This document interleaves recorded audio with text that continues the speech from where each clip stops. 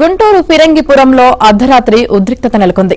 పోలేరమ్మ ఆలయానికి చెందిన స్థలం విషయంలో రెండు వర్గాల మధ్య వివాదంపై గ్రామస్తులు పోలీసులకు సమాచారం అందించారు.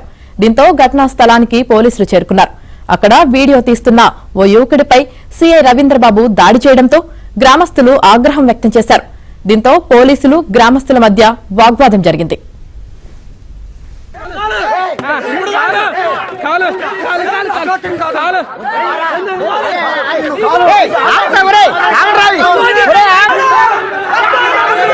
కాల్చుకో ఏమని చేసుకో కాలు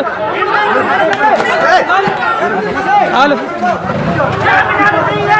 ఇప్పుడే సమాపం చెప్పాలా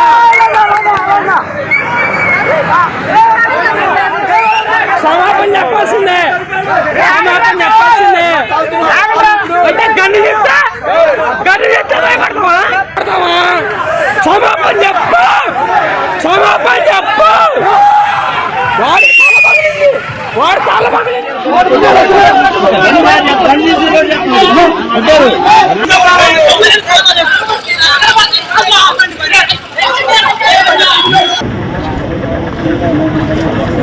లైట్ లైట్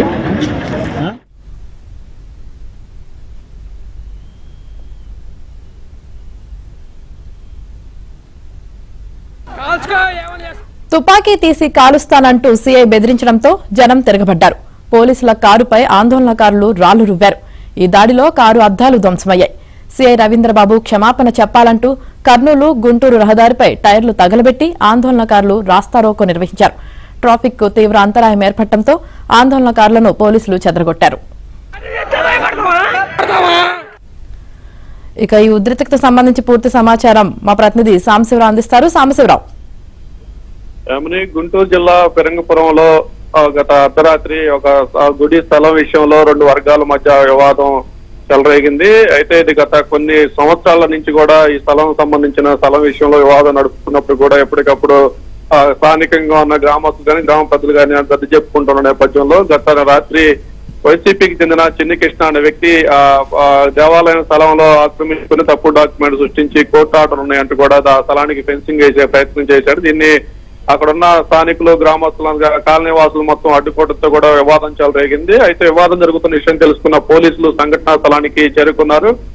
ఎవరైతే కబ్జాకు పాల్పడుతున్నారో చిన్ని కృష్ణకు పోలీసులు సహకరిస్తున్నారంటూ కూడా గ్రామస్తులు కాలనీ వాసులు కూడా ఆగ్రహం వ్యక్తం చేస్తున్న నేపథ్యంలో అక్కడికి చేరుకున్న సిఐ అక్కడ ఉన్న ఒక యువకుడిపై కూడా తుపాకీ తీసి కాలుస్తారని బెదిరించిన నేపథ్యంలో కూడా అక్కడ ఉన్న గ్రామస్తులు శాంతినగర్ కాలనీ వాసులు కూడా ఒక్కసారిగా సిఐ పై తిరగబడిన పరిస్థితి అయితే ఉంది. అయితే ఒకనొక దశలో సిఐ ఆ యువకుడిని కాల్చేందుకు కూడా గాలిలో కాల్పులు జరిపేందుకు కూడా సిద్ధమవుతున్న నేపథ్యంలో కూడా అక్కడ ఉన్న సిబ్బంది పక్కగా లాక్కెళ్లిన పరిస్థితి అయితే ఉంది. మొత్తంగా సిఐ వ్యవహరించిన తీరు గత రాత్రి ఫిరంగిపురంలో ఒక గందరగోళం సృష్టించిన పరిస్థితి అయితే ఉంది. సిఐ తీరుకు అసలు విషయం పక్కకు పోయి స్థల వివాదంలో రెండు వర్గాల మధ్య జరిగిన వివాదం ఘర్షణ పూర్తిగా పక్కకు పోయి పోలీసులు సిఐ వర్సెస్ అక్కడ కాలనీ వాసులుగా కూడా మారి గత రాత్రి అంతా కూడా గుంటూరు కర్నూలు జాతీయ రహదారిపై కూడా దాదాపు 2-3 గంటల పాటు ట్రాఫిక్ తీవ్ర అంతరాయం కలిగింది. సిఐ క్షమాపణ చెప్పాలంటూ కూడా గ్రామస్తులు మొత్తం పెద్ద ఎత్తున నిరసన చేసి నినాదాలు చేశారు. మొత్తంగా తెల్లవారుజామున 3 గంటల వరకు కూడా వివాదం కొనసాగి